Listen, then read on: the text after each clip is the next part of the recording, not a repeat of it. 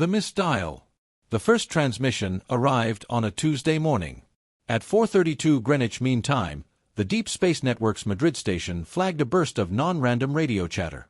At first, the technicians assumed it was background noise or perhaps interference from a passing satellite. But when the waveform was run through the filters, the computer refused to discard it. The data had structure. Dr. Lien Cho, lead astrophysicist on the night shift, rubbed her eyes and leaned closer to the scrolling code.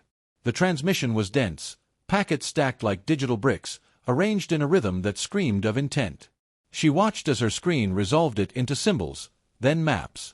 A star chart emerged, unfamiliar but detailed, with clear markers and vector lines.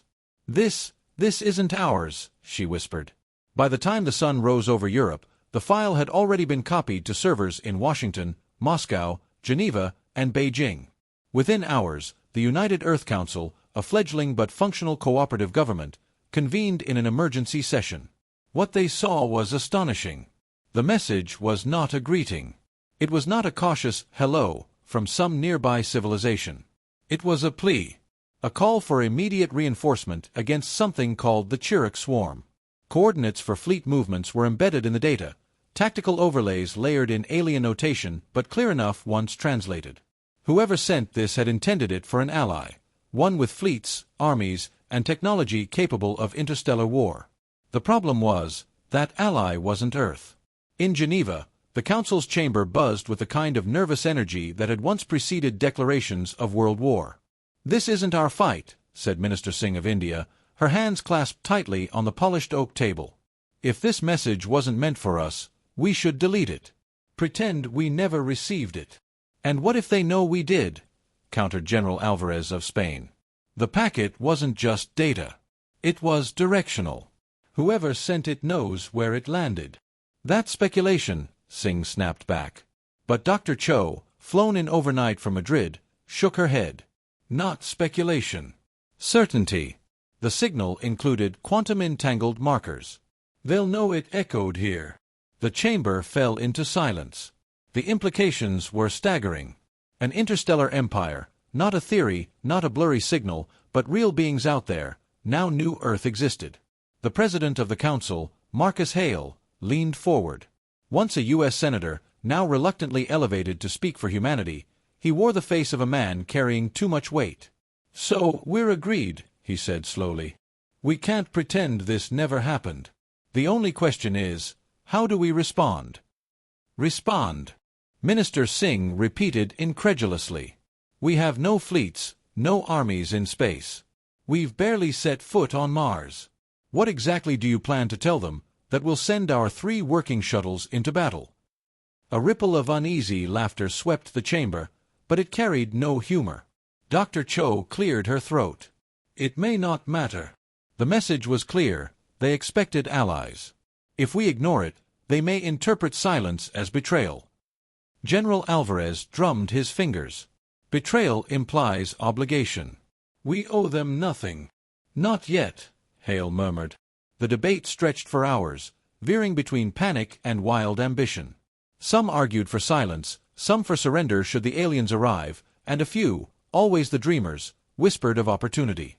If humanity replied, if they played along, perhaps they could step onto the galactic stage not as primitives, but as equals. By the time dusk settled outside, Hale stood once more, his face drawn but resolute. "Ladies and gentlemen," he said, "history does not wait for us to be ready. Someone out there dialed the wrong number, yes. But they called, and it landed here. On Earth. We have been given a choice. Remain silent or answer." He let the words hang, letting every delegate weigh them. Silence is safe. But silence is also surrender. We would admit we are too small, too weak, too afraid. And that is not the humanity I know. We survived ice ages, plagues, wars of annihilation. We climb, we endure, we fight. If they called for aid, then by God, we will answer. Not because we are ready. Not because we are strong. But because that is who we are. For a long moment, no one spoke.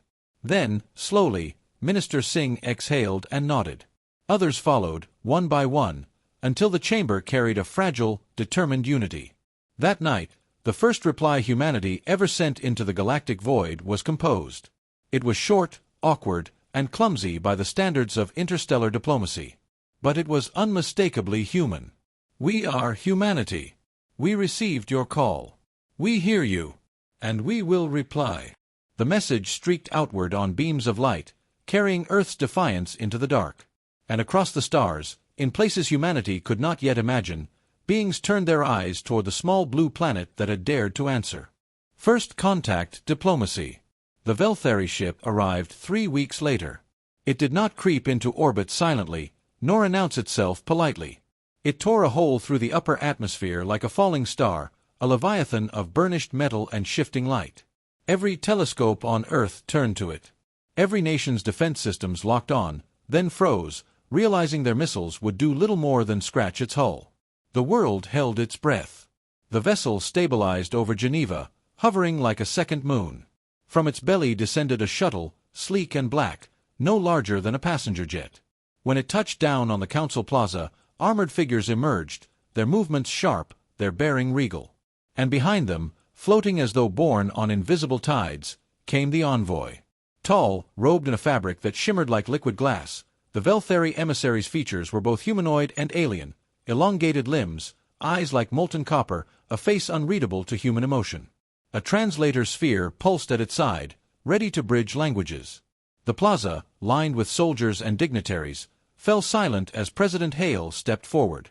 He had aged years since the first message, his hair grayer, his posture taut with the knowledge that this moment would define humanity forever. The envoy spoke first. Its voice, filtered through the translator, was cold and resonant. "You are not our allies. This signal was not for you." The words cut like ice. Hale nodded slowly. "We know. But you called, and we answered." The envoy tilted its head, as though weighing him. "You are primitive. Your fleets are non-existent. Your world is fractured, still clawing at its own cradle. Why do you presume to speak as if you matter?" Around the plaza, ministers stiffened. Soldiers shifted uneasily. But Hale did not flinch. "Because," he said, "someone has to." The talks began that evening inside the council chamber, under the watchful gaze of cameras and satellites. At first, it was a disaster. The Vel'Thari demanded formality, rigid hierarchy, and precision. Humanity gave them interruptions, jokes, and bickering. When the aliens outlined the vast scope of the Chyrrak Swarm, worlds consumed, fleets annihilated, the American delegate muttered, "Sounds like termites with a grudge." The translator rendered it literally. The envoy blinked, confused. When asked about humanity's combat capacity, General Alvarez proudly described how Earth had once fought wars across oceans with nothing but wooden ships. The Vel'Thari interpreted this as insanity. Who sails willingly into death with planks and canvas? Yet, despite the chaos, something shifted. The Vel'Thari expected fear. Instead, they found irreverence. They expected silence. Instead, they were met with constant noise, arguments, laughter, passionate speeches about liberty, resilience, and survival. It was not diplomacy as the galaxy knew it. It was something else. On the third day, the envoy demanded an example of human strategy. Dr. Cho, seated in the corner as a scientific advisor, leaned forward. "You're fighting a hive mind," she said. "Something that adapts, consumes, overwhelms. You're trying to outgun it with fleets. But hives, they can be broken. Not by force. By confusion." The envoy's copper eyes narrowed. "Explain." Cho gestured quickly. "Guerrilla warfare. Hit and vanish. False signals. Decoys. Psychological pressure. They think as one, then scatter them. Overload their senses. Make them question their own unity." The envoy seemed unsettled. "This is chaos." "Yes," Hale said with a thin smile. "But it's the kind of chaos we're very good at." That night, in private, the Vel'Thari delegation argued among themselves. Their words were sharp, clipped, but translators captured enough to paint the picture. These humans are unstable. They cannot be trusted with galactic secrets. And yet, they think differently. They see paths we would not consider. By dawn, the decision was made. The next morning, the envoy addressed the council. "You are reckless," it said, "and crude. Yet you see through angles we ignore. Very well. You will not be treated as equals. But you may serve as auxiliaries. One fleet. One contingent. To test your worth." Gasps echoed through the chamber. Humanity had been invited, not as peers, but as pawns. Still, it was a beginning. President Hale straightened his shoulders. "We'll take it," he said. When the Vel'Thari ship departed, carrying with it the first human envoys and soldiers, the world seemed to exhale at once. News feeds buzzed with both dread and pride. Some called it suicide. Others called it destiny. But in the council chamber, after the ship vanished into the upper atmosphere, Dr. Cho murmured what many were thinking. "They think we're expendable. But they don't understand us at all." Hale's reply was quiet, grim, and certain. "They will." The war of the unexpected. The human contingent was small. A handful of warships cobbled together from Earth's orbital fleet, refitted freighters, old shuttles retrofitted with Vel'Thari shields, and a single mothership gifted by their hosts, bristling with technology Earth's engineers barely understood. To the Vel'Thari, it was a token force, a gesture more than an army. But to humanity, it was everything. On board the mothership Aegis Dawn, Captain Elena Torres stood at the command deck, eyes locked on the starfield ahead. Around her, Earth's first true spacefaring soldiers, Marines, engineers, pilots, moved with a nervous energy that only pioneers carried. They weren't the best equipped. They weren't the strongest. But they were determined. The first engagement came sooner than expected. The Chyrrak Swarm descended on a Vel'Thari convoy in the Zephyr system, a tide of chitinous ships that moved like predators scenting blood. Alien commanders panicked, issuing rigid formation orders that the swarm easily anticipated. On the bridge of the Aegis Dawn, alarms screamed. Vel'Thari voices flooded comms with clipped orders, already conceding ships as lost. Torres slammed her hand on the console. "Not on my watch." She turned to her crew. "Cut their comms. Give me direct control of the fleet." The comm officer hesitated. "Captain, those are their ships." "Do it." And so, against every regulation, humanity's tiny fleet veered off script. The Vel'Thari believed in precision and predictability. Their formations were flawless, too flawless. The Chyrrak had studied them for decades, countering every maneuver. But humans fought like chaos itself. Detonate the fuel pods on those freighters, block their advance. Torres barked. "Ma'am, those are our supply ships. Better debris than dead crew. Blow them." Explosions ripped across the void, scattering clouds of burning wreckage into the swarm's path. Chyrrak formations faltered, their perfect synchronization broken. Then the Aegis Dawn dived into the chaos. "Boarding parties," Torres ordered. "Latch onto their carriers." Vel'Thari commanders shouted through the comms, aghast. "You do not engage the swarm at close quarters. You will be consumed." But humanity had no intention of playing by alien rules.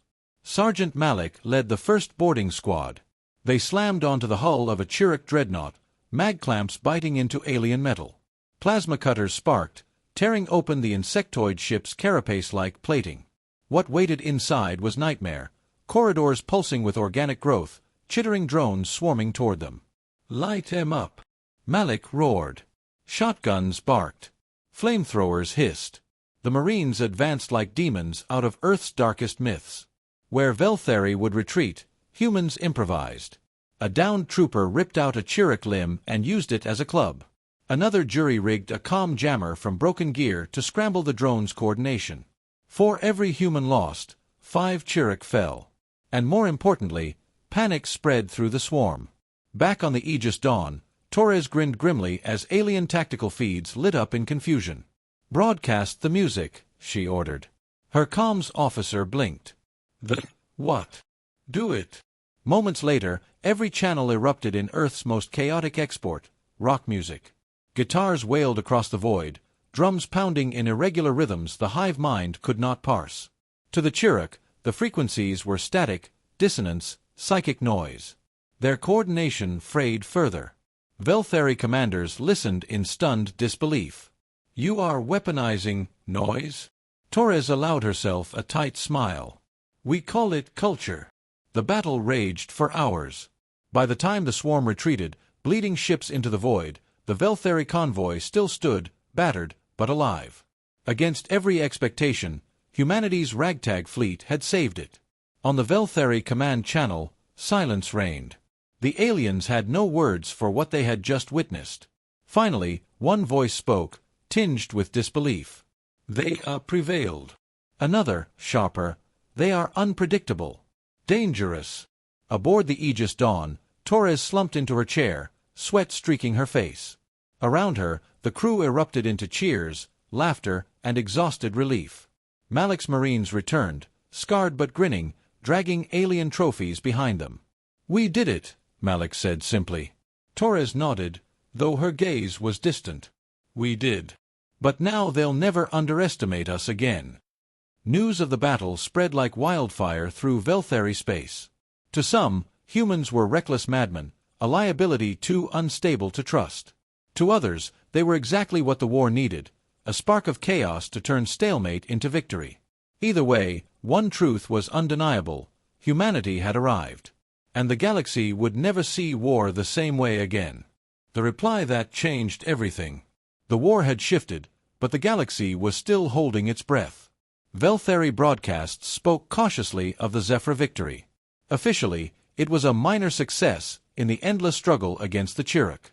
But unofficially, through whispers, tavern chatter, and encrypted channels, everyone spoke of the humans. The primitives. The mad ones. The species that fought like fire.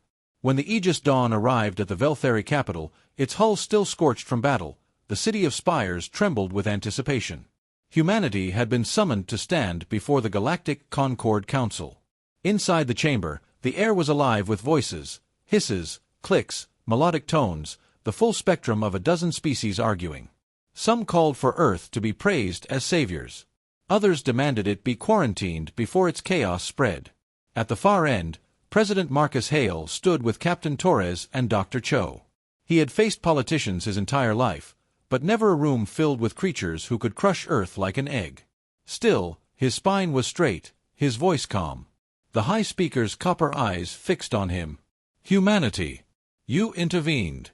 You fought. You did not perish. For this, you are recognized. But recognition does not equal trust. Why should the Concord allow you a seat among us? You are reckless, unstable, dangerous." The chamber quieted. This was the moment. Hale took a step forward. "You are right," he said simply. "We are reckless. We are dangerous. We leap before we're ready. We fight before we're certain. And yes, sometimes we burn ourselves in the process." Murmurs rippled through the alien delegates. "But consider this," Hale continued. "When you sent that message, you didn't mean to call us. You dialed the wrong number. And yet, we answered. With everything we had. With scraps, with courage, with desperation. We stood where others might have stood aside. That is who we are." He paused, letting the words sink in. "We don't measure ourselves by the weapons we carry, or the ships we fly. We measure ourselves by the calls we refuse to ignore. And when the galaxy asks for help, humanity will reply." Torres stepped up beside him, her voice steadier than steel. "You've seen our methods. They don't make sense to you. That's fine. They weren't supposed to. The swarm adapts to order, to predictability. We gave them what they can't digest: chaos, improvisation. Humanity thrives where others break." Cho added softly, "You think we're primitive. And maybe we are. But give us time, and we'll learn. Faster than you expect. Maybe faster than you'll want." The chamber erupted. Delegates shouted in layered voices. Some called humanity arrogant. Others demanded their immediate induction as full members. The debate was a storm of fear and admiration, suspicion and awe. At last, the High Speaker raised a hand, silencing the hall. "Humanity. You are acknowledged. Not yet as equals. Not yet as partners. But as participants in this war.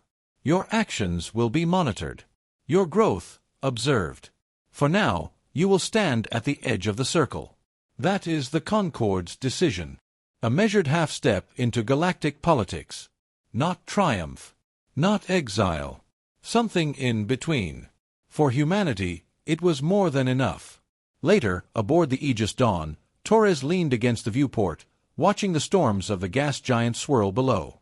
Malik and the Marines were loud in the barracks, trading jokes, nursing bruises, already turning scars into legends. Cho was hunched over her datapad, fingers flying as she catalogued alien fragments smuggled from the battlefield. Hale joined Torres, his reflection weary in the glass. "They think we're unstable," she murmured. "They're not wrong," Hale said, a trace of humor in his voice. Then his expression hardened. "But they also think we're small. That we'll stay in their shadow. They're wrong about that." Torres smiled faintly. "And the swarm?" Hale's gaze stayed fixed on the storms. "The swarm doesn't know it yet. But they've woken something that doesn't back down." On Earth, scientists worked in secret hangars, prying apart Chyrrak, sketching designs from Vel'Thari power cores. Reverse engineering began in earnest. The galaxy thought humanity decades away from catching up. Humanity planned to do it in years. Across the stars, whispers spread. A wrong number had been dialed. A world that should have stayed silent had spoken. A species too fragile to matter had stood and fought. And the galaxy realized something it would never forget. Humanity replied. And everything would change.